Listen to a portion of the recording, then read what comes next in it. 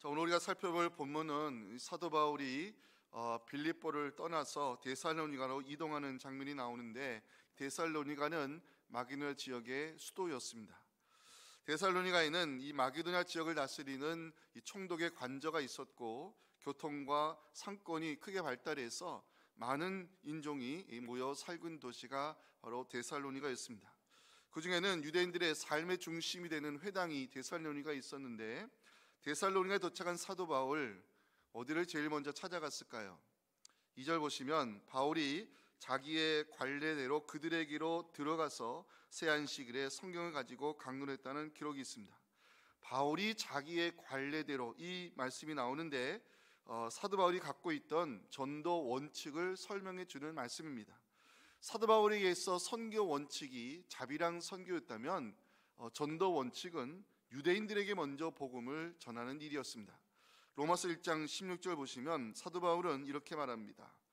내가 복음을 부끄러워하지 아니하노니 이 복음은 모든 믿는 자에게 구원을 주시는 하나님의 능력이 됨이라. 먼저는 유대인에게요 그리고 헬라인에게로다.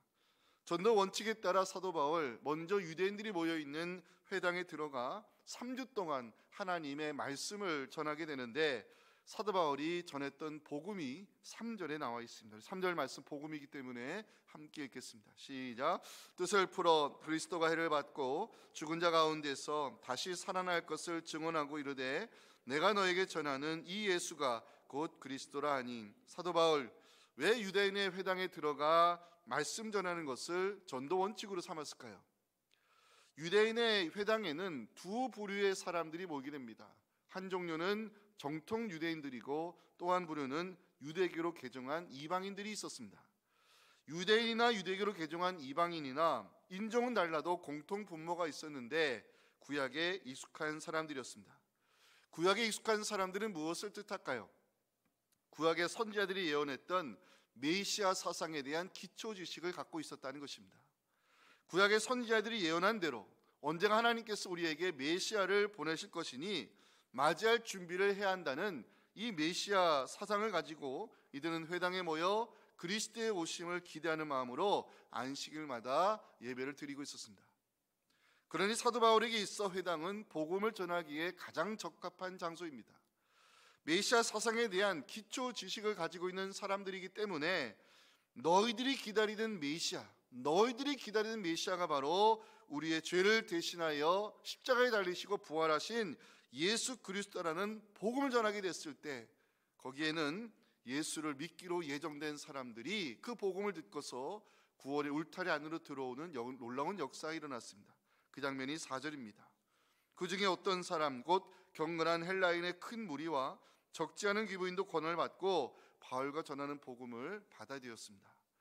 하지만 복음이 전파되는 곳에는 구원의 역사가 일어남과 동시에 이 저항의 역사도 일어나게 되는 법인데, 많은 이방인들과 귀부인들이 유대교에서 기독교로 넘어오려 하자 유대인들이 들고 일어나기 시작했습니다.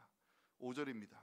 그러나 유대인들은 시기하여 저자의 어떤 불량한 사람들을 데리고 때를 지어 송을 소동하게 하여 야손의 집에 침입하여 그들을 백성에게 끌어내려고 찾았으나, 자, 위기 상황이 펼쳐질 때 하나님 어떻게 하셨을까요?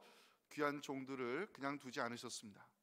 빌립보 지역에서 선교를 할 때 하나님이 루디아를 예비해 놓으셨다면, 데살로니가에는 하나님이 야손을 준비해 두시고 복음을 전하는 주의 종들을 돕도록 하셨습니다.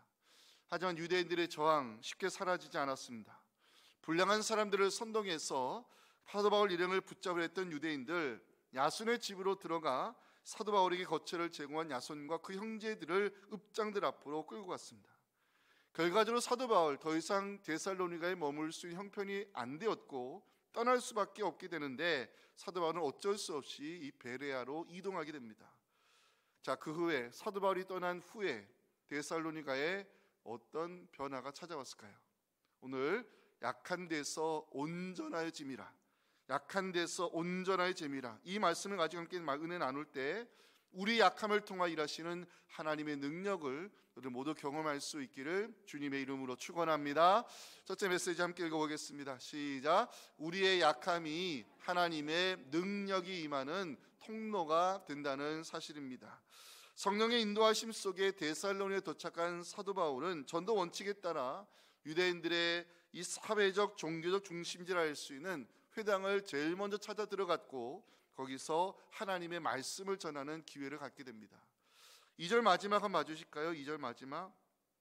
성령을 가지고 강론하며라는 구절을 볼 수 있는데, 당시 회당에는 안식일이 되면 예배를 인도하는 회당장이 있었고 사람들을 향해서 이 구약의 두루마기 말씀을 읽어주고 난 후에 회당장이 이렇게 회중에게 말을 했다고 합니다. 혹시 우리 중에 이 말씀을 풀어서 그 의미를 가르쳐 줄 수 있는 사람이 있냐 물으면 자리에 앉아있는 사람 중에 율법을 정통으로 배웠던 바리새인 같은 사람이 일어나 회당장이 읽었던 구약의 말씀을 회중들에게 풀어 설명해 주는 시간이 있었습니다. 아마도 사도 바울이 그 기회를 잡은 것 같습니다. 왜냐하면 사도 바울 가말리엘 문화에서 최고의 학문을 배운 사람이고 율법에 정통한 바리새인 중에 바리새인 출신이었기 때문입니다. 사도 바울이 회당에 모인 사람들에게 구약의 말씀을 강론하는 것은 어려운 일이 아니었습니다. 중요한 것은 기회를 잡은 사도 바울은 그 기회를 복음을 선포하는 자리로 만들었다는 것이 중요합니다. 3절 보시면 뜻을 풀어라는 단어로 시작을 하고 있죠. 뜻을 풀어, 구약의 말씀을 풀어 그 의미를 설명하기 시작하는 장면인데, 사도 바울은 그 기회를 복음을 선포하는 기회로 잡았습니다. 3절에 그 복음이 나오죠. 뜻을 풀어 그리스도가 해를 받고 십자가 사건입니다. 죽은 자 가운데서 다시 살아날 걸 증언하고 부활하신 예수님입니다. 바로 십자가의 예수, 부활의 예수가 우리가 기다리던 그리스도 메시아이심을 복음을 선포했습니다. 사도 바울은 여기서 세 가지를 선포하죠. 십자가의 주님, 부활의 주님, 그리고 유대인들이 기다리던 기름 부음 받은 메시아가 바로 예수 그리스도이라는 복음을 전해 주었습니다. 이사야 53장에 보면 메시아는 고난당하는 종의 모습으로 이 땅에 오실 것을 예언하고 있는데, 이 십자가에 죽으신 그 예수, 고난당하신 예수가 바로 이사야 선지자가 예언했던 바로 하나님의 아들 그리스도이심을 이 사도 바울은 알려주었습니다. 그러자 반응이 두 가지로 나오기 시작했습니다.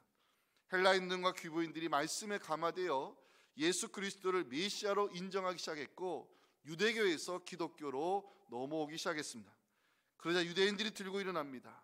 이들은 사도 바울이 전하는 복음을 거부하면서 핍박의 돌을 들기 시작했습니다. 이것이 복음이 가지고 있는 이중성이라 말할 수 있습니다. 복음에는 기억하세요, 이중성이라는 것이 있습니다. 복음을 받아들이는 자들에게는 구원의 문이 열리지만 복음을 받아들이지 않는 사람들에게는 그 말씀이 오히려 심판의 이유가 되어서 저주받은 자로 전락하게 된다는 것이 복음이 가지고 있는 이중성입니다. 저는 이 이중성의 현상을 묵상하면서 중요한 진리를 깨닫게 됐습니다. 하나님의 말씀을 믿음으로 받아들인 자에게는 구원의 역사가 일어난다는 사실입니다. 사랑하는 성도 여러분, 하나님의 말씀을 받을 때 믿음으로 받으시기 바랍니다. 하나님의 말씀을 믿음으로 받는 자에게는 하나님의 역사가 일어나는 것입니다. 말씀이 문제가 아니라 말씀을 받는 우리의 마음밭이 문제인 것입니다. 주님께서도 씨 뿌리는 비유에서 그 마음밭의 중요함을 누가복음 8장 15절에서 이렇게 말씀했습니다. 좋은 땅에 있다는 것은 착하고 좋은 마음으로 말씀을 듣고 지키어 인내로 결실하는 자, 하나님 말씀을 믿음으로 받는 자가 결실의 열매를 맺을 것을 말씀하고 있습니다. 오늘 선포되는 그 말씀이 나를 위해 준비된 말씀, 나를 위해 주시는 말씀으로 우리가 함께 받아들일 때 그 말씀이 여러분들의 좋은 마음밭에 뿌려져 30배, 60배, 100배의 역사로 나타날 수 있기를 간절히 소망합니다. 결과적으로 사도 바울, 유대인들의 심한 저항 때문에 데살로니가를 떠날 수밖에 없었습니다. 왜냐, 사도 바울에게 거처를 제공한 야손과 그 형제들이 유대인들에게 끌려가 어려움을 당했기 때문입니다. 결국 사도 바울 데살로니가를 떠나서 베레아로 이동하게 되는데, 데살로니가의 사도 바울이 머물려 복음을 전했던 기간 따져보면 3주밖에 되지 못했습니다. 사도 바울의 마음이 얼마나 힘들었을까요? 3주 동안 회당에서 복음을 전했을 때 예수 그리스도의 주되심을 믿게 된 사람들이 막 생겨나는 시점에 사도 바울이 이들을 남겨두고 떠나게 됐을 때 그의 마음이 얼마나 괴로웠겠습니까? 근데 사도 바울의 생각과 하나님의 생각은 달랐습니다. 비록 사도 바울이 3주밖에 머물지 못하고 떠나는 상황이 됐지만 데살로니가에는 사도 바울이 전한 복음의 씨앗이 뿌리를 내리기 시작했습니다. 사도 바울이 전해진 복음을 구원에 이르는 말씀으로 받아들인 사람들이 예수 그리스도를 주로 고백하면서 믿음의 공동체를 형성하기 시작했습니다. 그래서 생겨난 교회가 바로 데살로니가 교회입니다. 훗날 사도 바울이 디모데로부터 데살로니가 교회 소식을 전해 듣게 되는데 사도 바울의 눈에 눈물이 나게 만드는 좋은 소식을 전해 주었습니다. 사도 바울이 들었던 좋은 소식, 어떤 소식이었을까요? 첫째는 믿음의 역사와 사랑의 수고와 주 예수 그리스도에 대한 소망의 인내를 가지고 잘 견디고 있다는 이야기를 듣게 됐습니다. 그 소식이 바로 데살로니가서 1장 2절과 3절에 기록이 되어 있는 소식입니다. 함께 읽어볼까요? 우리가 너희 모두로 말미암아 항상 하나님께 감사하며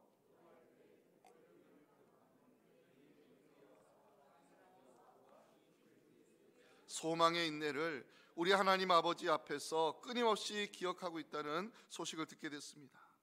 디모데 통해 듣게 된 좋은 소식, 데살로니가 교인들이 모여서 교회를 세워가는데 믿음의 역사와 사랑의 수고와 주 예수 그리스도에 대한 소망의 인내를 가지고 믿음의 공동체를 세워가고 있다는 소식을 듣게 됐습니다. 이것은 사도 바울에게 정말 기쁨과 위로를 가져다 주는 좋은 소식, 굿뉴스였습니다. 데살로니가 교회 말씀드렸지만 사도 바울이 3주밖에 머물지 못해 생겨난 약한 교회였습니다. 그런데 들려오는 소식, 데살로니가 성도들은 무슨 일이 있어도 믿음으로 주의 일을 하려 한다고, 하나님의 은혜를 기쁨으로 나누는 사랑의 수고를 아끼지 아니한다고, 예수 그리스도의 오심을 사모하며 소망 가운데 인내함으로 잘 견디고 있다는 소식을 전해 듣게 됐습니다. 이 소식을 들은 사도 바울의 눈에 아마 눈물이 났을 것입니다. 사랑하는 성도 여러분, 저를 한번 따라 하시면 좋겠습니다.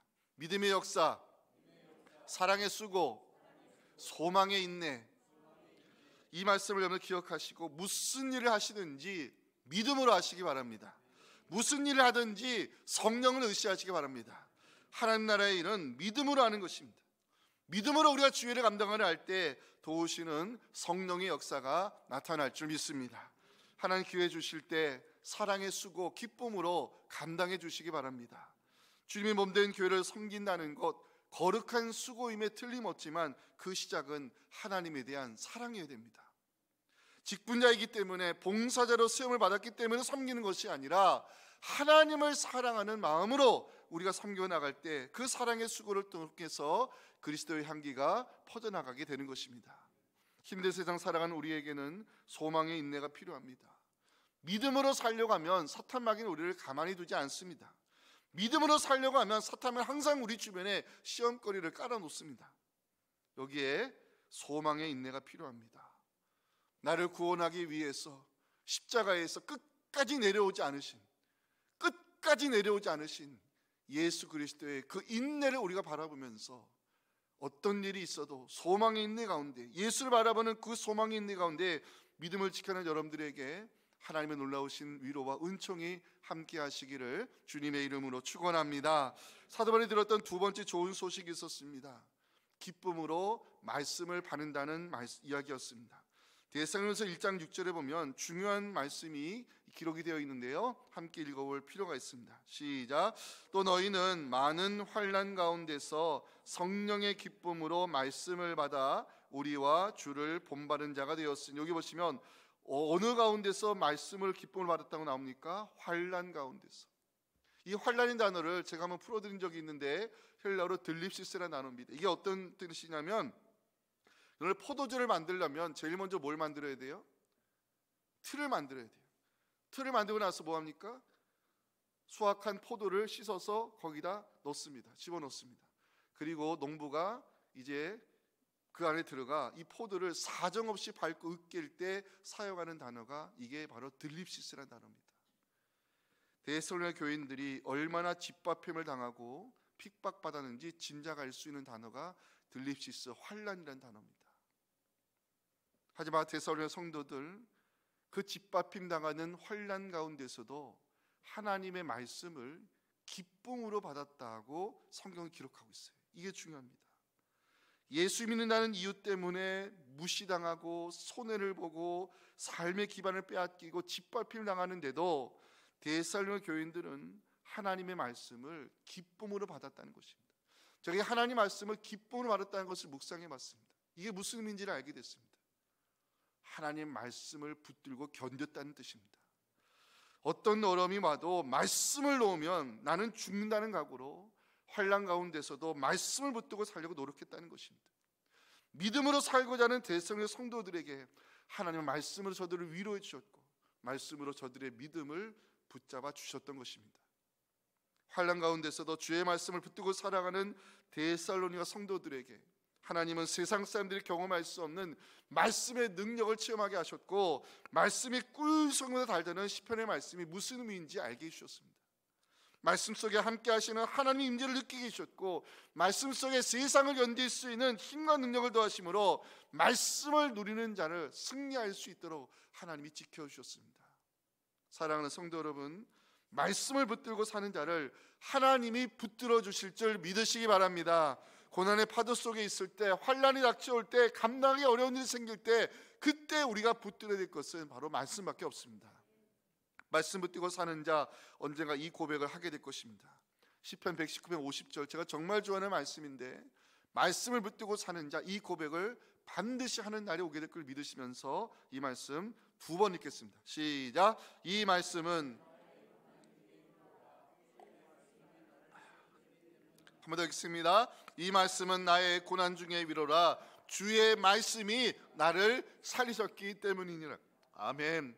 말씀 붙들고 사는 자, 하나님께서 그 믿음을 붙들어 주실 줄 믿으시면서 어떤 말씀이라도 기쁨으로 받는 여러분들에게 하나님 주신 위로와 소망이 함께 하시기를 간절히 기원합니다. 자, 세 번째, 데살로니가로부터 들었던 좋은 소식은 선한 영향력을 끼친다는 이야기였습니다.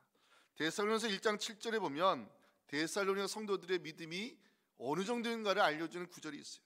모든 믿는 자의 본이 되었는지라. 모든 믿는 자의 본이 되었다는 말씀이 있어요. 데살로니가 교인들의 믿음이 얼마나 귀하고 귀했는지 마게도냐 지역의 모든 성도들에게 믿음의 본이 될 정도였다라고 이 좋은 소식을 사도 바울이 듣게 됐습니다.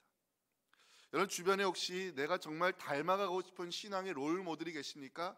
자세히 한번 관찰해 보세요.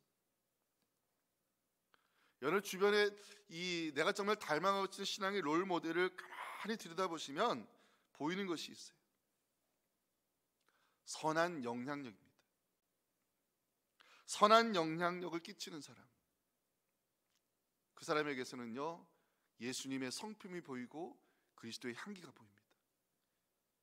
마태복음 11장 29절에 보면 예수님의 성품을 알려주는 중요한 두 단어가 등장하죠. 온유와 겸손입니다. 온유가 예수님의 외적인 성품을 가리킨다면 겸손은 바로 예수님의 내적인 성품을 보여주는 단어입니다. 저는 예수 믿는 사람들의 성품이 이와 같아야 된다고 생각이 됩니다. 사람들에게는 온유한 성품으로, 하나님에게는 겸손한 성품으로 대할 때 비로소 우리는 선한 영향을 발휘하는 정말 좋은 크리스찬이 될 수 있는 것입니다. 봉사와 사역 중요합니다. 중요하지만 선한 영향력을 끼치는 것, 그리스도의 성품을 닮아가는 것, 그리스도의 향기를 퍼뜨리는 것 정말 중요한 일입니다. 왜 데살로니가 교인들이 믿는 자들의 본이 됐을까요? 봉사를 열심히 해서 구제 사역을 뛰어나게 잘해서 그런 이유도 됐겠지만 세상 사람들은 그들의 성품을 봤다는 것입니다. 저들에게서 예수님의 교훈을 받고 저들에게서 예수님의 겸손을 보았고 저들에게서 그리스도의 향기를 느끼며 선한 영향력을 끼치는 이 데살로니가 교인들이 바로 믿는 자들의 본이 되었다는 좋은 소식을 듣게 된 것입니다. 사람들에게는 온유함으로 하나님께는 겸손한 마음으로 대하는 여러분들을 통해서 선한 영향력이 주변에 끼쳐나갈 수 있기를 주님의 이름으로 축원합니다. 자, 네 번째, 좋은 소문을 들었다는 이 말씀이 데살로니가 1장 8절에 있는데요, 우리 이 말씀은 다 같이 한번 읽었으면 좋겠습니다. 우리 교회에 해당되는 말씀입니다. 시작. 주의 말씀이 너희에게로부터 마게도냐와 아가야에만 들릴 뿐 아니라 하나님을 향하는 너희 믿음의 소문이 각처에 퍼졌으므로 우리는 아무 말도 할 것이 없느라. 데살로니가 성도들의 믿음이 좋은 소문으로 퍼져가고 있다는 말씀인데, 어려운 환난이 와도 말씀을 붙잡고 살아가는, 소망의 인내 가운데 살아가는 그 데살로니가 성도들을 통해서 데살로니가 교회가 좋은 소문으로 퍼져가고 있었습니다. 소원하는 것은 우리가 섬기는 우리 대치동 교회가 앞으로 더 좋은 소문으로 퍼져가는 교회가 되어서 하나님께 기쁨과 영광을 올려드리는 건강한 믿음 공동체 되었으면 좋겠습니다. 예배의 부흥이 일어나는 교회, 1, 2, 3세대가 하나님을 기쁨으로 섬기는 교회, 훈련 목회를 통해서 성도 한 사람 한 사람 믿음이 말씀 위에 바르게 세워져가는 교회, 말씀이 살아있고 기도의 역사가 나타나는 교회, 복음의 능력으로 선교의 직을 넓혀나가는 교회를 우리 함께 세워감으로 하나님께 영광을 올려드리는 우리 모두가 되었으면 좋겠습니다. 개인적으로 말씀을 준비하며 궁금한 점이 있었습니다. 어떻게 해서 이 약한 데살로니가 교회가 좋은 소문 나는 공동체로 세움받을 수 있었을까 궁금했습니다. 말씀드렸지만 이 데살로니가 교회는 사도 바울이 유대인들의 그 심한 저항 때문에 3주밖에는 말씀을 전하지 못하고 떠난 동네였습니다. 목회자 없이 평신도들이 세워가는 정말 미약한 교회였습니다. 그런데 어떻게 데살로니가 교회가 선한 영향력을 발휘하는 좋은 교회로 세워져 갈 수 있었을까? 데살로니가 교회를 묵상하면서 이 말씀이 생각이 났습니다. 고린도후서 12장 9절, 오늘 우리에게 주시는 마지막 복음의 말씀입니다. 함께 읽겠습니다. 나에게 이르시기를 내 은혜가 내게 족하도다. 이는 내 능력이 약한 데서 온전하여짐이라 하신지라. 그러므로 도리어 크게 기뻐함으로 나의 여러 약한 것들에 대하여 자랑하니니 이는 그리스도의 능력이 내게 머물게 하려 함이라. 아멘. 내 능력이 약한 데서 온전해짐이라. 내 능력이 약한 데서 온전해짐이라. 이 말씀을 묵상하면서 데살로니가 교회에 임하신 그리스도의 능력을 생각하게 되었습니다. 데살로니가 교회 약한 교회입니다. 약하기 때문에 데살로니가 교인들은 하나님을 의지할 수밖에 없었습니다. 약하기 때문에 데살로니가 교인들은 하나님 말씀을 붙들고 살 수밖에 없었습니다. 그런데 그것이 바로 은혜였던 것입니다. 그 약함이 있었기 때문에 하나님을 의지할 수밖에 없었고, 그 약함이 있었기 때문에 하나님을 붙들고 살 수밖에 없었고, 그 약함이 있었기 때문에 말씀의 능력만을 의지하고 살았을 때 하나님은 그 약함 속에 그리스도의 능력을 부어주시며 저들을 통해서 정말 좋은 소문 나는 건강한 믿음의 공동체를 세워갈 수 있었던 것입니다. 우리 모두에게는 약함이라는 것이 있습니다. 그러나 그 약한 데에서 하나님의 능력이 온전하게 나타남을 믿으시기 바랍니다. 하나님의 능력은 약한 데서 온전해진다고 성경은 말씀하고 있습니다. 우리 약함이 하나님의 능력이 임하는 통로가 된다는 말씀도 믿으시기 바랍니다. 우리의 부족함을 은혜로 채우시고 우리 연약함을 말씀의 능력으로 붙들어 주시는 그 하나님을 의지하며 살아가실 때 여러분들의 믿음이 세상을 승리하는 믿음 되어서 하나님께 영광을 올려드리고 예수 그리스도의 이름을 증거하는 이 시대에 우리 그리스도인들 다 될 수 있기를 주님의 이름으로 축원합니다. 지금은 우리 구주 예수님의 은혜와 우리의 기도를 통해 역사하시는 하나님 아버지의 크신 사랑과 성령의 함께 하심이 오늘 주신 이 귀한 말씀을 가지고 삶의 자리로 돌아가 그 연약함이 있기 때문에, 그 부족함 때문에 하나님을 의지할 수밖에 없다면 그것이 은혜요, 그 약함에 하나님의 능력이 임할 것을 기대하며 살기를 소망하는 우리 사랑하는 성도들의 가정과 자녀들의 삶과 오늘 시작하는 청년부 수련회와 거룩한 주일 예배 위에 지금부터 영원토록 함께 하시기를 간절히 축원하옵나이다. 아멘.